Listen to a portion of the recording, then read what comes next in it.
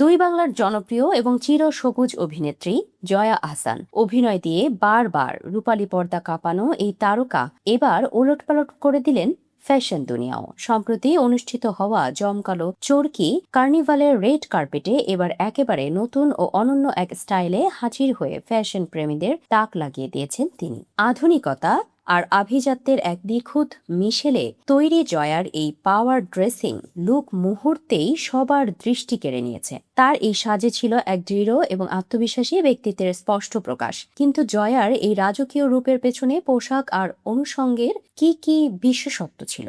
এবারের কার্নিভালে জয়ার লুকের প্রধান আকর্ষণ ছিল সাদা রঙের একটি ডাবল ব্রেস্টেড ব্লেজার। কোমর পর্যন্ত নিখুঁত ফিটিং এবং লম্বা কাটের এই বিশেষ নকশা জয়ার উপস্থিতিকে করে তুলেছিল আরো শক্তিশালী ও স্টাইলিশ।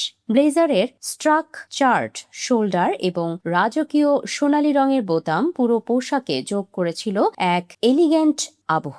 এর সঙ্গে তিনি পরেছিলেন একই সাদা রঙের হোয়াইট লেগ ট্রাউজার, যা তার লুকটিকে দিয়েছে এক পরিপূর্ণতা। তবে এই পাওয়ার ড্রেসিং এর সঙ্গে সবচেয়ে বেশি নজর কেড়েছে জয়ার স্টেটমেন্ট জুয়েলারি। ব্লেজারের গভীর নেক লাইনে শোভা পাচ্ছিল সোনালী টোনে তৈরি সবুজ পাথরের একটি লেয়ার্ড নেকলেস।